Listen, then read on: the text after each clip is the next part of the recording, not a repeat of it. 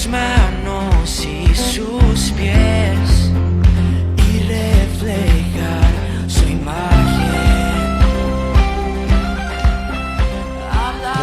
Siempre es un privilegio estar aquí y cuanto más hoy, ¿no? Ay, que hablamos de comienzo. La última prédica, no sé si alguien se acuerda, pero hablaba de la voluntad de Dios, ¿no? Qué importante era estar en la voluntad de Dios. Y bueno, y puedo asegurar que tiemblan las piernas también cuando sabes que está en la voluntad de Dios. Porque estar en la voluntad de Dios nunca es controlar nada, sino confiar que Él lo controla. Y puedo asegurarle que es complicado, ¿no? Yo con mi esposa hablaba en estos días de cómo los discípulos estaban en aquella barca, ¿no? Y no había nada controlado. Estaba la barca que se hundía y él estaba dentro de la barca durmiendo. Dice, pero ¿será posible? ¡Maestro, despierta! Y cómo se enfadó, ¿no? Porque estaban muertos de miedo, porque pensaban que se iban a ahogar. Pero si Jesús está en la barca, y muchas veces en medio de las pruebas que vivimos, nos ponemos demasiado nerviosos. Si Jesús está en la barca, confiados debemos de estar. Bien, y el tema a predicar hoy, que Dios puso en mi corazón, yo oraba a Dios, Señor, ¿qué puedo compartir con tu iglesia? Y el Señor ponía en mi corazón, primero te tienen que conocer. ¿Cuántos quieren conocerme? Bueno, pues primero tienen que conocer mi origen.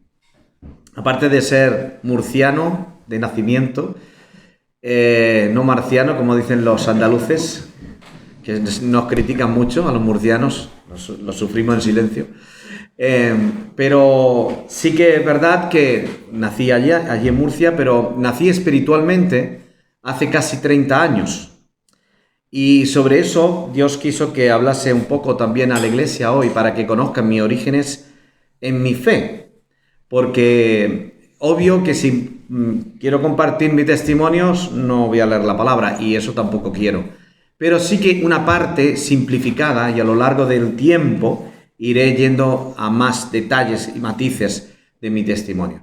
Pero sí decir que a quien tiene delante era un hombre muy tímido, un joven con 23 años muy tímido, que no hablaba nunca en público. Hablar cara a cara sí, mi esposa puede corroborar si hablo. Mucho, pero público nunca, y muchos no lo creen. Y puedo asegurarle que Dios trabajó eso en mi vida. Pero antes de esto, ¿de dónde vengo? ¿Cuál es mi origen? Bueno, pues yo echaba las cartas, leía las manos. Yo era, pues eso, como se le llama, divino, ¿no? No es que hubiese usado la tabla de Ouija nunca, pero sí abrí muchas puertas. Ya con 13 años buscaba mucho lo sobrenatural, buscaba a Dios, pero buscaba de manera equivocada. Y ojo, que cuando yo como católico que era, me regalaba un Nuevo Testamento, yo estaba de deseoso de que hubiese tenido aquel Nuevo Testamento, pero nunca llegó a mi mano, ¿eh?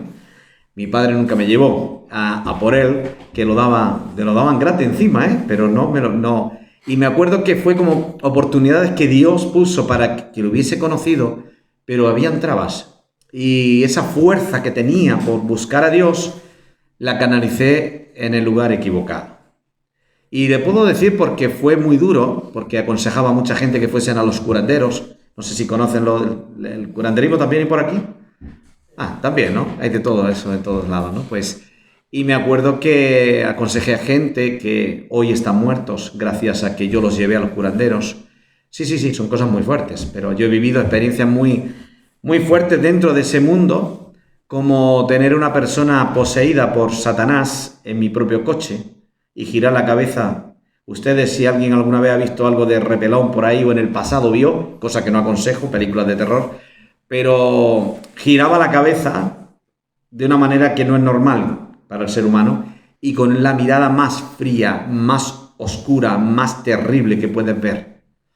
Eso lo vivía. Por meterme en ese mundo, pues te relacionabas con gente que aquel hombre decía que peleaba contra el diablo. Entonces se disponía para que él le viniera a él, porque él quería combatir, porque amaba a la gente. Fíjense en ese mundo de oscuridad terrible, ¿no? Donde se movía el tema de ángeles blancos, ángeles oscuros, una barbaridad de disparates. Pero eso es real, ¿eh? Hay mucha gente atada en todo esto hoy y necesitan libertad. Y la libertad somos nosotros los que somos portadores de esa libertad. Bien, ¿cómo ocurrió todo esto? Pues un buen día ocurrió con un buen cristiano. No solamente era cristiano, sino que lo parecía. ¿Saben que pueden ser cristianos y no parecerlo? Pues aquel cristiano sí lo parecía. Entonces yo lo vi que era diferente. Y me acuerdo que en aquel tiempo yo trabajaba en el campo y llevaba tractor de esos grandes. Y aquel joven, yo vi que no hablaba palabras deshonestas, no decía cosas... En fin, con el tema de las mujeres no se metía. Imagínense, con 23 años. Y yo me acuerdo que era diferente. Digo, este tipo es raro. Y cuando fuimos a comer, nos sentamos a comer y me senté al lado de él. Y cuando va a comer, veo que cierra los ojos. Y le doy así con el codo, digo, oye, pero ¿vas a dormir ahora? Y me acuerdo que me dice, no, es que yo doy gracias a Dios por los alimentos. Y usted puede pensar que esto es algo trivial, que a nadie le importa. Cuidado, aquí tiene el testimonio, que por ser agradecido a Dios. Por eso me gustó el testimonio de las cajas, ¿no? O sea, tú nunca te puedes imaginar lo que Dios puede usar. En mi caso, usó a ese hermano por dar gracias por los alimentos. Porque yo digo, oye, en las películas del oeste yo también lo he visto, que dan gracias por los alimentos. Y oye, ¿y tú por qué lo haces? Dice, es que la Biblia lo dice. Cuando me dijo la Biblia, es como si hubiera abierto, no sé, la mina, el tesoro. Y empecé a decir, ¿y qué dice más la Biblia? Oye, ¿pero qué dice la Biblia de esto? ¿Qué dice la Biblia de aquello? Dice, ¿cómo le puse la cabeza al pobre? Os puedo asegurar, dice, por favor, Andrés, no me pregunten más. Todo lo que sé de la Biblia te lo he dicho. Lo siento, no sé más nada. Vente tal, y al día siguiente iban a tener una reunión con el grupo de teatro que luego serví en el grupo de teatro. Y ahí habían varias parejas de jóvenes, todos con las Biblias en las manos. Y me acuerdo que entré allí, me acuerdo hasta la hora, que fue a las 9 de la noche, y salí a las 12 de la noche. 3 horas. Y yo, venga, preguntas. Y entre tantas preguntas, pues solo entendí una cosa. Y usted dirá, ¿pero cómo es posible? En 3 horas solo entendiste una cosa. Pero sí, la gente que no conoce a Jesús no entiende tanto, no hay que decir tanto. Hay que decir lo necesario. Porque yo cuando salí de allí entendí, o creo la Biblia como inspirada por Dios, o creo a lo que tengo. El mundo del espiritismo y todo lo que haya vivido, de las cartas, la adivinación y todo esto. Y decidí, a pies juntitas, decir, creo en la palabra de Dios. Todo lo que dice la palabra de Dios lo creo, de Génesis a Apocalipsis. Y implicó, evidentemente, que pues ya fui al culto y me acuerdo una experiencia muy curiosa. Entro al culto y veo a la gente con las manos levantadas. Digo, uy, si nadie le apunta con un arma, ¿por qué levantan las manos? Es curioso, pero cuando alguien no es cristiano, hay cosas que resultan extrañas. Y yo me acuerdo que dije, yo no levanto las manos, pues aquí. Digo, pero yo dije así orando, digo, Dios, no permitas que levante las manos porque lo hace otro. Quiero hacerlo porque de verdad yo lo quiero hacerlo. Y le puedo asegurar que no me pregunten cómo ocurrió, pero yo estaba con las 2 manos levantadas, adorando a Dios. La gloria de Dios cayó a mi vida. Nadie vino a ministrarme, sino el Espíritu Santo. Me transformó por completo, hasta la manera de hablar me cambió. Fue algo indescriptible. O sea, la transformación. También es cierto que era necesario en mi vida. Porque si eso Dios no lo hubiese hecho, en mi familia hubiese sido muy difícil. Tengan en cuenta que primer convertido, toda familia de católicos, todo el mundo es católico, nadie evangélico. Es más, yo estaba en una secta, supuestamente. Entonces, con esto quiero que entiendan, ¿no? Que mi proceso fue fuerte y entendía los textos bíblicos, ¿no? Bienaventurados cuando por causa de mi nombre os persigan toda clase de males contra vosotros mintiendo. Bienaventurados, y yo me tomaba más fuerza. Digo, uy, soy más que feliz porque van contra mí, ¿no? Entonces, en este sentido quiero decir que nací de nuevo y empecé a servir al Señor prácticamente desde poco tiempo. No era bautizado, yo ya estaba sirviendo en el grupo de teatro porque quería servir. Y en ese grupo de teatro es donde Dios trabajó mi timidez. Cuando tenía que hacer un teatro, me acuerdo que entre toda la reunión de fraternidad habían 100 y pico de personas. Yo casi me tienen que llevar al médico con un infarto porque eso de salir delante de la gente. Y usted pensará, pues ¿qué teatro ibas a hacer? Pues simple, yo iba el simple jardinero que el sembrador que salió a sembrar y poner una semilla. No decía nada, solo salía, hacía así, era algo de tonto, ¿no? O sea, bueno, ahora lo pienso y digo, ¿cómo se te ocurre?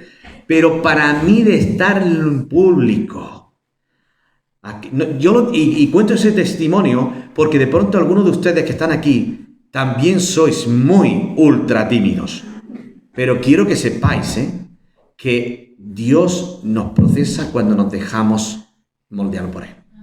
Y aquí tiene un testimonio. Yo era muy tímido. Ahora nadie se lo cree. En fin, pero yo digo que sí, que era muy tímido y Dios me ayudó. Y no entendí nunca por qué que Dios me quería en el grupo de teatro. De hecho, yo nunca me anoté en el grupo, en la lista. Yo dije, Señor, yo quiero servirte donde tú quieras. Había grupo de alabanza, grupo de teatro, habían varios grupos. Y yo digo, yo no me escribo, escríbeme tú. Le digo como testimonio, alguien lo escribió, yo no. Pero, oye Andrés, si está en el grupo de teatro, ¡ay, qué bien que te has escrito! Digo, yo le pedí a Dios y allí mi nombre apareció escrito. Y era el lugar del propósito. El último teatro que yo hice, estando allá en aquella iglesia, hice el libro de Ruth. ¿Cuántos lo han leído? Pues yo era voz. Pero todo hablado, interpretado, con vestimentas, con todo. Y les puedo asegurar que en el tiempo que vivimos, yo les reto, ¿no?, a animarse, que el teatro, algo visual, las personas que no conocen a Jesús ven antes que escuchan, porque por los ojos entra. El diablo hoy está trabajando mucho por el área visual. Nosotros tendremos que planteárnoslo también de trabajar en el área visual.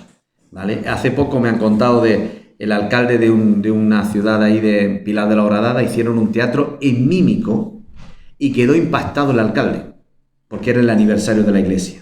Un teatro, era mímico, no era hablado y quedó impactado. Con esto quiero decir que no es casualidad, creo que tenemos que esforzarnos. Es verdad que hacer teatro no es fácil, no sé si tenéis grupo de teatro o no, pero bueno, ahí está el reto, ¿no? Ahí está el desafío. No es fácil, pero le puedo asegurar que es muy gratificante cuando vemos los frutos que Dios da a través de él. Bien, vamos al Salmo 32, que más o menos ya ahí he resumido mi testimonio, y ahora quiero ver el testimonio de otro varón que también tuvo una vieja vida o una vida que estaba muy bien y que dejó de estarlo. Y el Salmo 32 realmente habla de la libertad. Yo era esclavo y Dios me libertó. Y aquí un hombre llamado David, el rey David, era también esclavo del pecado, aun cuando era libre, se hizo esclavo. Y vemos el Salmo 32, que son dos salmos penitenciales, el 32 y el 51, pero vamos a ver solo el 32. ¿Qué riqueza nos da este salmo? Aquí sabemos que Betsabé fue con la mujer que pecó el rey David, y que Betsabé tenía marido, ¿verdad? ¿Cómo se llamaba? Urías, ¿verdad? Y el pobre Urías, que era un valiente, que era un general, uno de los que iban al frente de batalla, pero cuando vino por medio el adulterio, qué terrible, ¿no?, que el rey David fue tan cruel y pecó contra Dios, mandando a este hombre que lo desampararan en el campo de batalla para que cayera y poder estar con Betsabé. Por eso David luego sufrió muchísimo toda su vida. Por eso nuestras decisiones traen siempre consecuencias. Si son decisiones correctas, gloria a Dios, porque las consecuencias van a ser positivas. Por eso, si estudiamos ahora brevemente este Salmo 32, vamos a ver en varios bloques. En primer bloque, que somos más que felices cuando hacemos lo correcto. Por eso el Salmo 32, 1 y 2 lo dice muy claro. Bienaventurado aquel cuya transgresión ha sido perdonada y cubierto su pecado. ¿Sabe lo que significa bienaventurado? Entiendo yo, ¿verdad? Más que feliz. Entonces yo soy súper feliz ¿Cuándo? Cuando mi pecado, mi transgresión ha sido perdonada y cubierto mi pecado. Aquí ya sabemos que la sangre de Cristo es la que nos justifica, ¿verdad? Y en el verso 2 dice, bienaventurado el hombre a quien Jehová no culpa de iniquidad y en cuyo espíritu no hay engaño. Aquí habla que el hombre también es más que feliz cuando Dios no te culpa. Para que no nos culpe es porque continuamente, todos los días, creo que lo harán, pero no olvide que todos los días tenemos que rendir nuestra vida y pedir perdón a Dios. Porque saben que el más justo, el apóstol Pablo en el libro de los Romanos dice, el más justo peca 7 veces al día. El más justo. O sea, a ver, ¿quién se escapa? No se escapa nadie. Y los pastores tampoco. Quiero decir que hay muchos pecados. La incredulidad es pecado. Simple. O sea, yo no le creo a Dios, me pongo muy nervioso en una determinada situación y estoy pecando. Tengo que decir, Padre, ayúdame, perdóname y auméntame la fe. Ya está, tampoco es. Pero sí que hay que hacerlo y entender nuestra necesidad y dependencia de Él. En segundo lugar, vemos en el versículo 3 y 4 que no confesar el pecado trae ruina. Sí que comienza el rey David con más que feliz, pero luego vemos que aquí estaba hablando de lo que él había vivido. El que no confiesa el pecado le va a traer ruina a su vida. Y dice verso 3, mientras callé, se envejecieron mis huesos en mi gemir todo el día. Hubo un tiempo desde que hubo el pecado y él lo tapó. Qué terrible. El pecado, si lo tapas, yo siempre digo que cuando hay restos orgánicos de lo que sea, si lo metes debajo de la alfombra y echa mucho perfume, sigue estando ahí. ¿Me está entendiendo, verdad? Y huele mal. Por más que eches ambientador, solo Cristo nos puede libertar y hacer que nuestro perfume sea agradable por su presencia. Amén. David dice que hasta los huesos le afectaban. Dice que mis huesos mientras callé, se envejecieron mis huesos.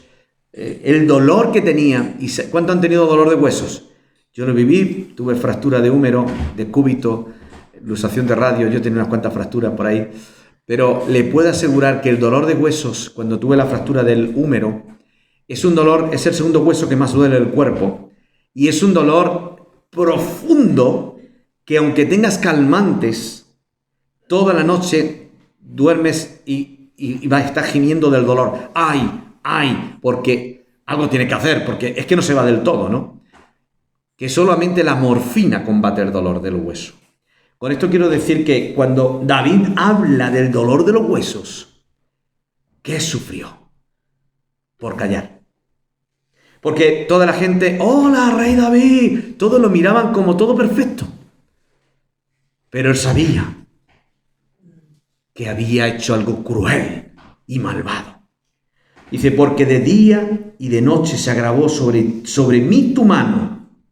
Y luego, el versículo dice, se volvió mi verdor en sequedades de verano. Y usted ve que pone Selat. ¿Sabe por qué se pone Selat? Porque es una pausa para que meditemos.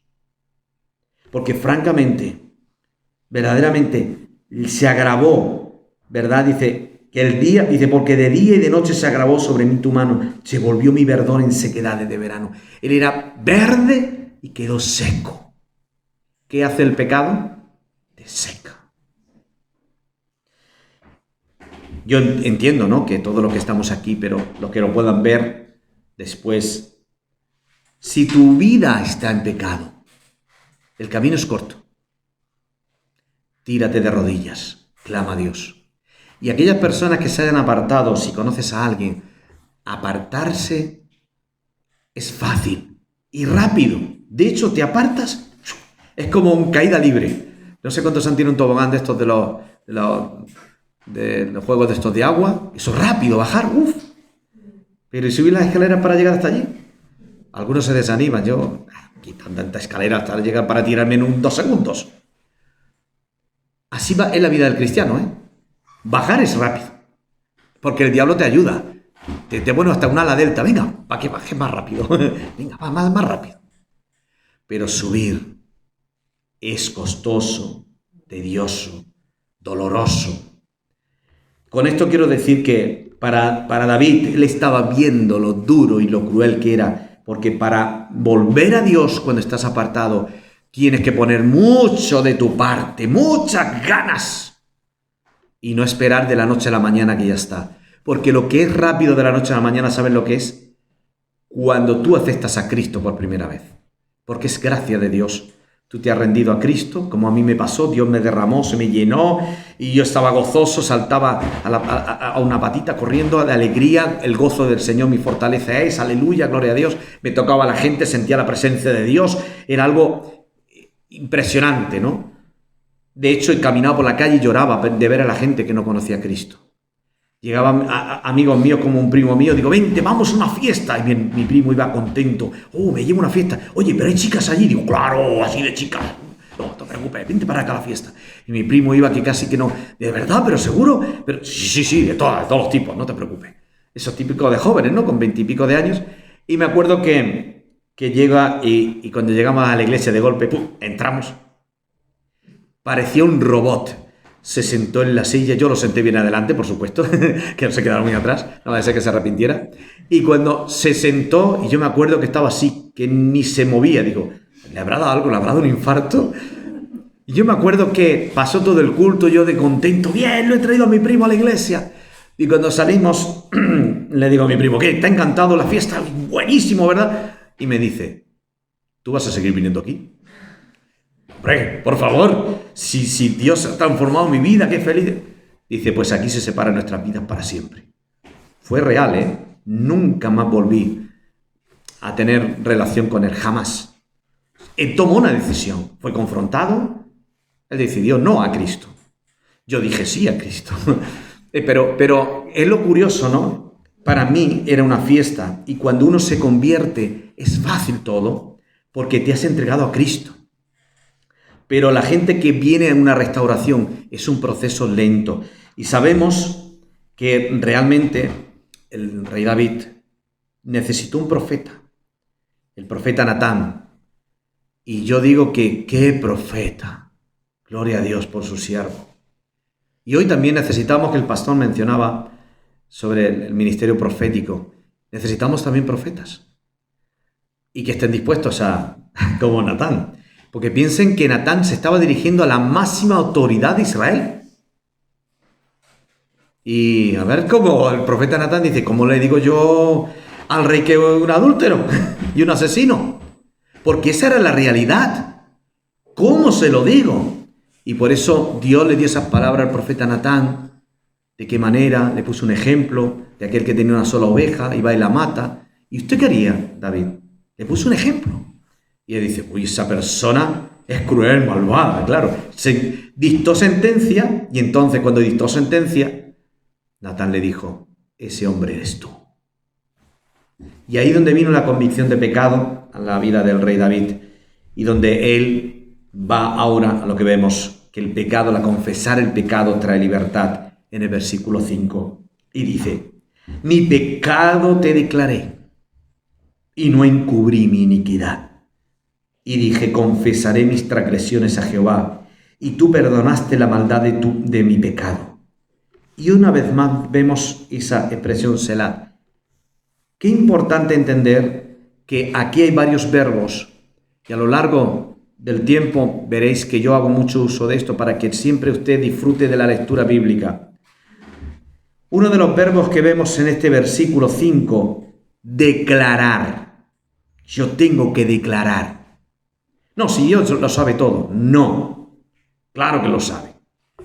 Pero tienes que declarar con tus labios a Dios. Y no encubrir, obvio, porque somos artistas.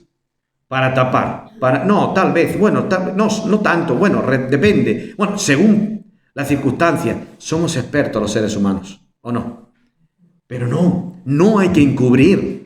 No hay que llamar a lo malo bueno y a lo bueno malo. No, esto es verdad, esto está mal. Y delante del Padre rendirlo, decir, Padre, perdóname, lo declaro, lo confieso. y me rindo a tus pies para que de verdad Él pueda redimirnos, perdonarnos y ayudarnos a vivir en victoria. Por eso dice, confesaré, primero, declararé, segundo, confesaré. Hay que confesar al Señor lo que hemos hecho mal. Y dice, resultado, tú perdonaste la maldad. Si no declaras, si no confiesas, no hay perdón. Y hoy eso es vigente también hoy, en Cristo. Si yo no declaro, si yo no confieso delante de Él, no hay perdón. El Señor sabe que yo soy débil. A veces se usan mucho estas expresiones. Es que ya sabe que yo soy débil. Y luego otro texto que se usa mucho del apóstol Pablo, es que el apóstol Pablo tenía un aguijón en la carne. ¿No le ha pasado nunca por la cabeza? Ah, bueno, es que aquí son más santos. Para allá en el sur son más pecadores. Pero, no, es que el apóstol Pablo tenía un aguijón en la carne. Este es mi aguijón. ¿Qué voy a hacer? Este es mi pecado. Nadie sabe, solo Dios. Querido y querida en el Señor, Dios no puede ser burlado. Dios quiere que luchemos por la santidad. ¿Me está entendiendo? Y luchando por la santidad, seguimos siendo pecadores, ¿eh? Ojo. Pero usted sabe a lo que me estoy refiriendo. Pecar siempre pecamos. Es que es algo, por desgracia, es la realidad del cuerpo humano, ¿no? Por eso Pablo decía, el apóstol decía, ¿quién me librará de este cuerpo de muerte? O sea, yo tengo ganas de salir de aquí. Para mí el vivir es Cristo, morir es ganancia, claro, obvio, porque él sabía que... Y estamos hablando del apóstol Pablo. A lo que yo digo con esto es que a veces en la dispensación de la gracia se le dan cabida a áreas de nuestra vida que nos destruyen. Porque nos sentimos como David. Reyes, y ya soy cristiano. Yo voy a la iglesia, yo hago, yo. Cuidado, David se descuidó. Sí, era rey. Sí, Dios lo había respaldado. Sí, Dios lo había puesto allí. Pero sí, tenía una intimidad con Dios. Era un adorador. Sí, pero se descuidó. Aquel día salió a la ventana, miró lo que no debía. ¿Pudo haber hecho algo? Sí. Haber mirado para otro lado y salir corriendo, como José, ¿o no? Porque aquí hay un paralelismo, ¿no? José huyó de la mujer de Potifar, pero David no huyó. ¿Saben? Una de las debilidades principales de los hombres está en los ojos, lo saben, ¿no? ¿Lo saben, hermanos? Entonces, dicen que la primera mirada no es pecado. ¿Cuál es la mirada que es pecado? La segunda y la tercera ya, bueno, vamos, con cadenas y grillos.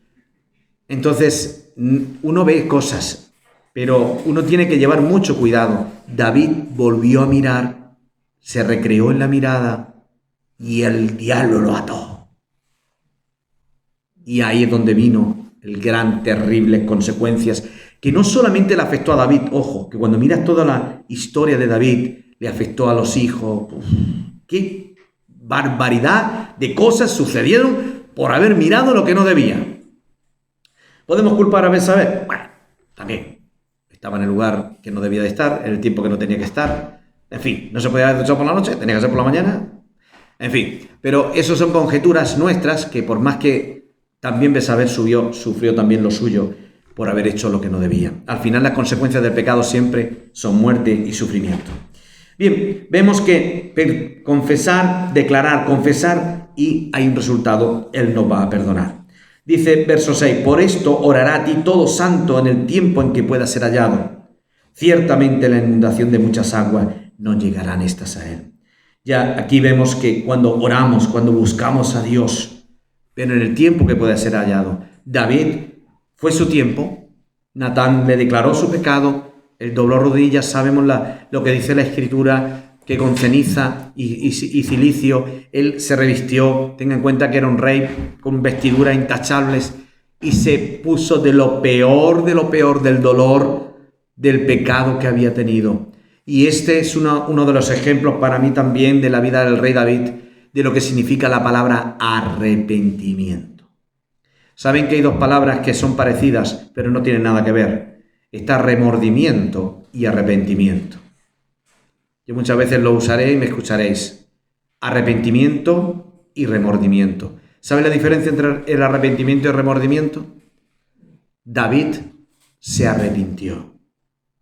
Si hubiese sido remordimiento, ¿qué hubiera hecho el rey David? Padre, perdóname, lo siento, esto es lo que hay. Ya. Pero a David le dolió, sufrió, ayunó, buscó a Dios. ¿Qué he hecho? ¿Qué he hecho? Y sabemos por las Escrituras que perdió a su hijo. Se había quedado embarazada y murió el niño. Hubo una muerte. Porque la paga del pecado es muerte. La verdad es que es difícil. Cuando hablaba el pastor muy bien sobre el camino, que es difícil. Y sí, seguir a Cristo no es fácil. O si no, el hermano que me leía también el texto bíblico, que tenemos que negarnos a nosotros mismos, ¿no? Para seguir a Cristo. Y si no, las palabras de Jesús, que el estrecho y angosto es el camino que lleva a la vida y pocos son los que lo hallan. Pero nuestra guerra espiritual es de que el camino es fácil. El enemigo intenta decir, no pasa nada, no pasa nada, no pasa nada. Tenemos que concienciarnos y aceptar que seguir a Jesús es caro, no es barato. La salvación es gratis. Bueno, yo tampoco soy de decir que la salvación es gratis. Si el Hijo de Dios tuvo que despojarse de su gloria y venir a la tierra, a hacerse hombre, y encima de sufrir todo lo que sufrió, siendo santo, y morir encima en una muerte tan cruel, por dolor, en una cruz, derramar hasta su última gota de su sangre, hombre, para mí la salvación gratis no es. Para mí es el precio más alto que la humanidad podría haber tenido, por la salvación nuestra. Yo lo digo esto porque cuando paguemos un precio por seguir a Jesús, que podamos mirar a la cruz y decir, wow, merece la pena. Tú me has dado ejemplo, Jesús. Yo lo he hecho todo por ti. Pues yo también lo voy a hacer, ¿no? Para que estemos dispuestos a seguir adelante. No olvidéis que David, él creyó y confió que un día la salvación vendría. Y hoy él ya está disfrutando, evidentemente, porque Jesús ya vino, murió y resucitó de entre los muertos. Bien, vamos a la recta final, el último bloque, consecuencias directas de haber sido perdonado.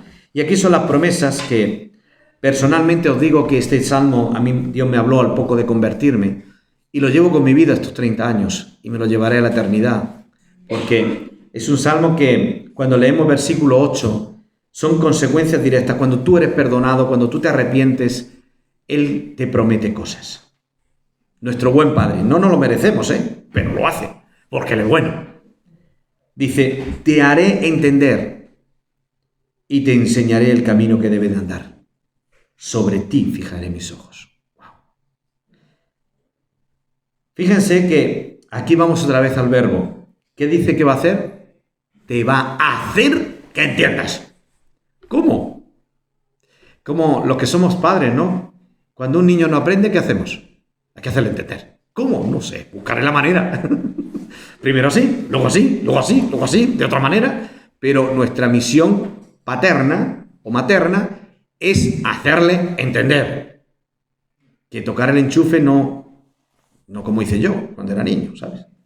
Yo vi un enchufe con 2 agujeritos, cogí 2 alambres y los metí. ¡Chum! Y me quedé encima de la cama viendo estrellitas. De verdad fue un milagro, ¿eh? Estoy vivo de milagro, nunca lo he dicho. Gracias a Dios que en aquel entonces era 125, la electricidad no era 220, sino los pelitos se me quedaban tiesos. Pero, claro, ¿me habían dicho no toques el enchufe? Claro, pero al final tuve que entender por las bravas. Y a veces los seres humanos somos un poquito de que necesitamos un poquito de bravas, ¿no? Pero Él dice, te voy a hacer entender. Yo sé que no se le va a olvidar el culto de hoy, seguro. Su imagen de yo... Pero, escuche, Dios tiene sentido del humor con nuestra vida, porque nos pasan cosas para que luego demos testimonio de ellas. Ahora, no os aconsejo que metéis los dedos al enchufe, ¿vale? Porque no sé si vaya a quedar ahí, de pronto pegados, y tenemos que ir a vuestro funeral. No, mejor no juguéis a eso. La electricidad, si alguna vez os encontráis un poco agobiados para hablar de Cristo y hablar de la presencia de Dios, el buen ejemplo es la electricidad, precisamente. Porque dicen, es que Dios yo no lo veo. Digo, bueno, yo la luz tampoco. Métete dedo al enchufe, te vas a enterar. Es invisible, ¿no? Ah, bueno, mejor no. Ah, pues ya está. Pues Dios es igual. Como la electricidad. Tú no la ves, ¿no? Pero está. O como la wifi. Tú dices, tu teléfono tiene internet. ¿De dónde llega? Pues tiene, ¿verdad? Pues así es Dios. O sea, son herramientas evangelísticas que podéis usar que puede ser interesante para muchos ateos que dicen que no existe Dios, Él tan real como el aire que respiramos. Bien, Él dice que nos va a hacer entender, luego nos va a enseñar el camino que debemos andar. Yo cuando conocí el Evangelio, Él me empezó a enseñar ese camino que debía de andar.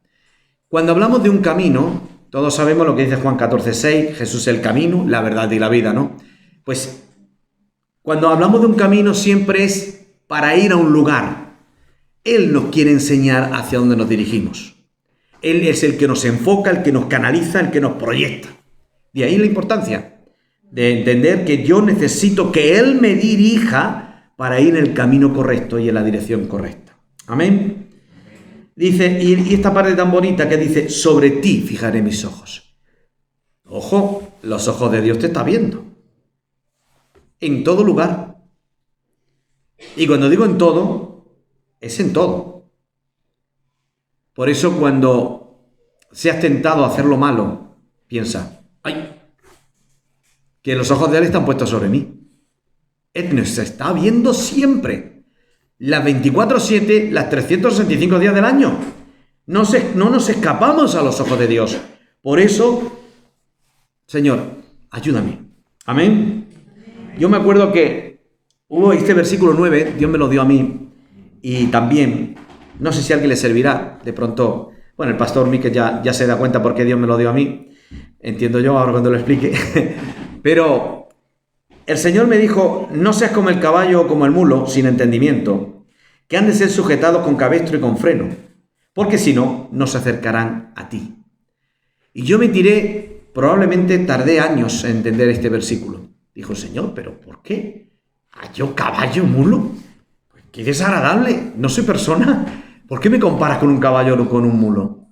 Pero si usted analiza este versículo, sí se le puede, yo por lo menos luego lo entendí evidentemente, dice, no seas como un caballo o como un mulo. O sea, hay cosas que Dios quiere que sí seamos y cosas que no quiere que seamos.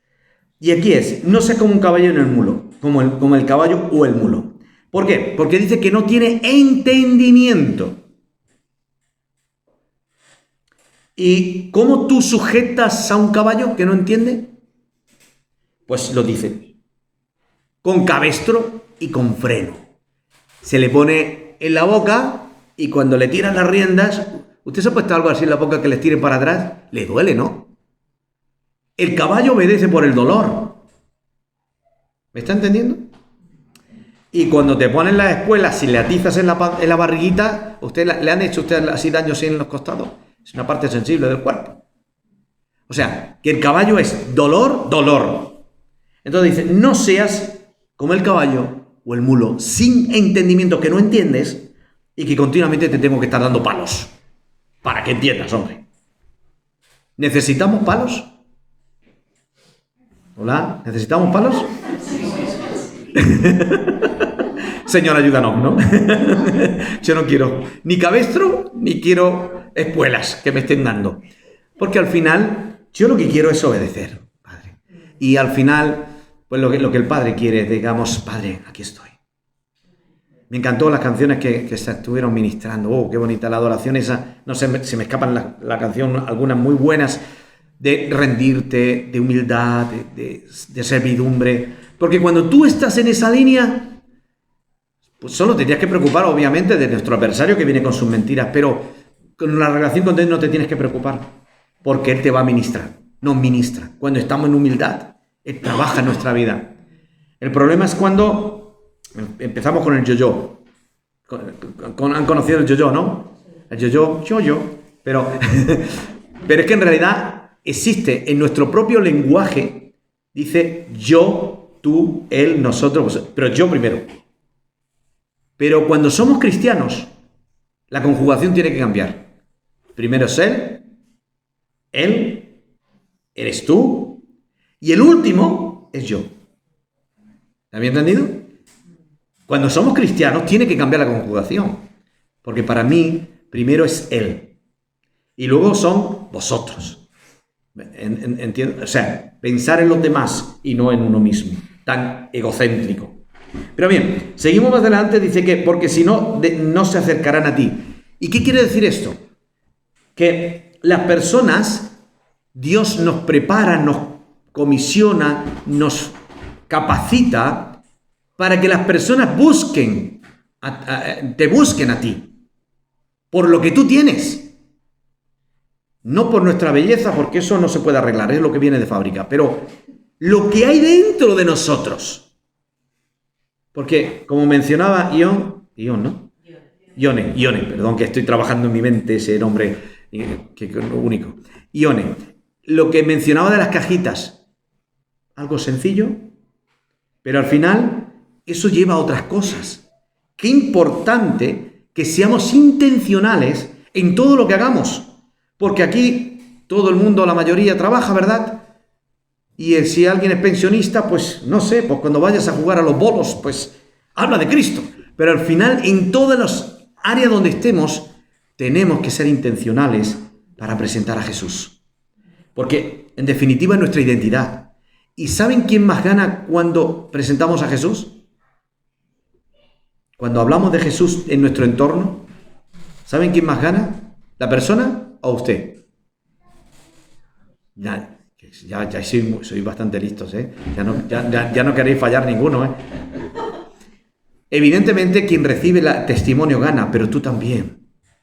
Muchas veces uno está, Señor, derrama de tu espíritu, predica a Cristo y vas a sentir una bendición especial porque estás hablando de Jesús, porque no te avergüenzas de Él.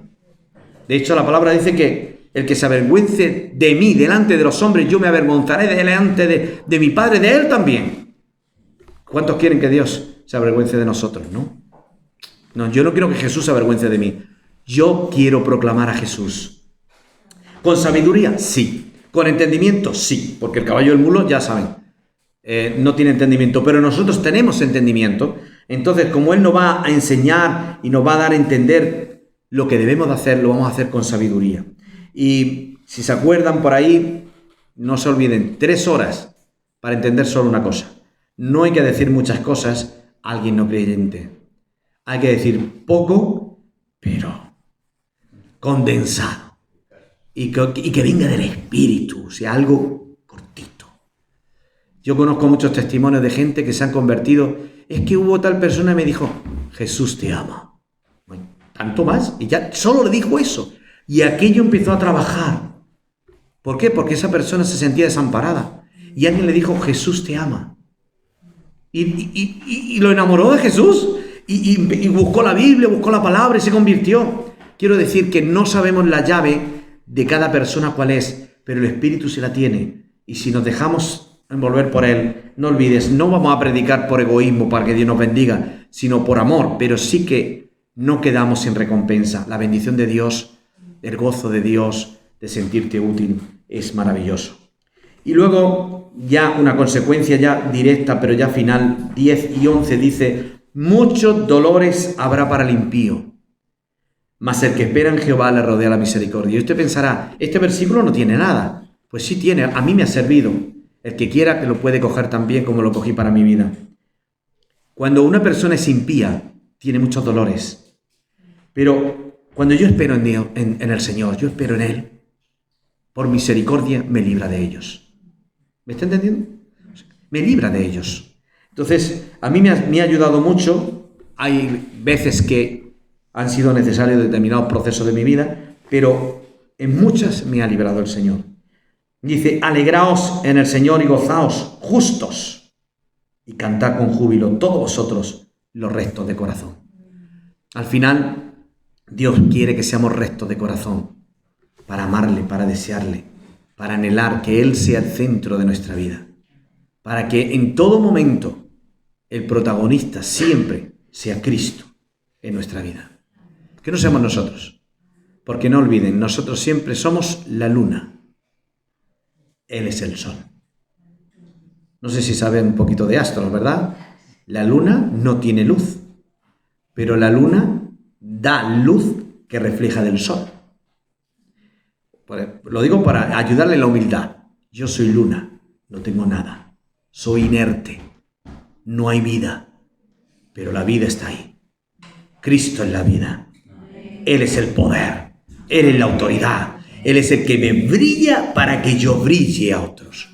Entonces somos luna, ¿verdad? Para brillar a aquellos que están en tinieblas. Hay muchas personas, de verdad, que están con unas crisis terribles, algunos con tentativas de suicidio, otros esclavos de pecado de diferente índole. Hay mucha gente que necesita a una persona como tú y como yo, que le demos una chispa de esperanza y que de verdad dejemos huella. Aquel joven que me habló del Evangelio, en fin, lo único que hizo fue dar gracias a Dios por los alimentos. Fíjense, qué cosa tan sencilla. Cuando vayas a comer a algún lugar, cierra tus ojos. Señor, gracias por estos alimentos, bendice estos alimentos, quien lo ha hecho y todos los que hay aquí alrededor, en el nombre de Jesús, amén. No tenga problema. Le puede sorprender, ¿eh? Algunos dirán, pero de pronto alguien dice, oye, tú, de pronto te puede sorprender. De verdad, lo digo, sean valientes, intencionales, porque no olvide que usted va a ser muy bendecido cuando lo hace. Yo he sido muy retado por Dios. No sé si habéis escuchado lo de la caja roja, kilómetro cero en Madrid. Y yo estando en Torrevieja en un tiempo, los invitamos y con todos los pastores de la ciudad. Y me acuerdo que Jacob, como le llaman en inglés, él a mí me enseñó mucho, pero en esa temple que tenía, es como que renovó el evangelista que estaba por ahí durmiendo un poco, porque la pastoral tiene ese peligro que se duerme el evangelista, entonces hay que despertarlo de vez en cuando. Y yo me acuerdo que él se subió a la caja, empezaba a hablar de una manera tan intencionada a las personas.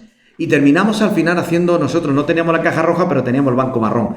Todo en el paseo marítimo de Torrevieja, pues nos subíamos todos los sábados y así, a grito pelado, a hablar de Cristo. Unas canciones al principio allí y luego a predicar de Cristo. Terminabas empapado porque allí en la costa hace un calor terrible, pero no importaba. Pero el gozo que se siente cuando tú no te avergüenzas del Evangelio, porque en ocasiones tú estás hablando de Cristo si no hay nadie, pero si tú observas el del balcón de arriba, aquella persona, aquel de allá que está atento, alguien siempre escucha. En el evangelismo no es lo que tus ojos ven, es lo que hay detrás de tus ojos que tú no estás viendo. Siempre hay oídos. Por eso no nos avergoncemos del evangelio, porque es poder de Dios para salvación, para todo aquel que cree, para el judío, para el griego, para la gente de Besaín. Amén. Es así el evangelio. En capítulo 1 de Romanos habla bien claro, no nos avergoncemos, porque Él vive. Amén. Le invito a que se pongan de pie. Aleluya. Si confesamos nuestros pecados, el apóstol Juan decía, Él es fiel y justo para perdonar nuestros pecados y limpiarnos de toda maldad. Aleluya. No sé cómo está tu vida en esta mañana, no sé cómo has venido, pero el Señor sí lo sabe. Y sin lugar a dudas, Él no está aquí para condenarnos, sino todo lo contrario, extendiendo su mano, su favor, para ayudarnos a reenfocarnos si estamos desenfocados. Mi testimonio es una prueba evidente de conversión, pero no olvidemos que Dios quiere muchos testimonios de conversiones en esta iglesia. De muchas personas que van a hablar de dónde Dios lo ha rescatado, porque Dios quiere salvar personas. Y Dios nos quiere capacitar para que seamos también esos evangelistas llenos de autoridad del Espíritu Santo, con una palabra sencilla, pero profunda, llena de autoridad de parte de Dios.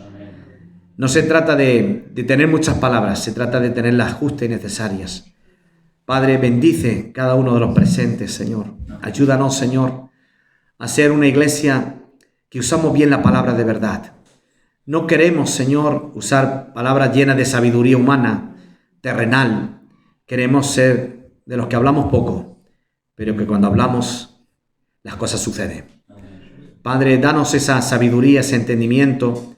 Como leíamos, Señor, queremos tener entendimiento, no ser como el caballo y el mulo. Queremos, Señor, ser sabios y entendidos. Tú dices que nos harás entender y nos vas a enseñar el camino que debemos de andar. Eso queremos, Señor. que como iglesia nos hagas entender y nos hagas encaminarnos, Señor, en la dirección que tú quieres. Tú conoces las llaves de esta ciudad. Tú conoces de todos los pueblos de alrededor la llave para que de verdad, Señor, se rindan a ti. Desde las autoridades, desde el alcalde, Señor, concejales, Señor, policía, Señor, todos los cuerpos de seguridad del Estado, Señor, queremos influenciar en todas las esferas, desde arriba hasta abajo, hasta el indigente, aquel que está pidiendo en la calle. Queremos llegar a todos los estratos sociales, Señor. Pero esto no puede ser por sabiduría humana, sino con demostración de poder de tu Espíritu. Padre, ayúdanos como iglesia a ser una iglesia intencional, que podamos, Señor, marcar la diferencia. Aquí necesitan hombres y mujeres empoderados, hombres y mujeres llenos de tu Espíritu Santo. Llénanos, Señor, con tu poder sobrenatural y haz de nosotros verdaderos antorchas que iluminan, Señor. Padre, que podamos ser como esa luna que ilumina en la noche oscura, Señor, y la hace que nos podamos ver, Señor.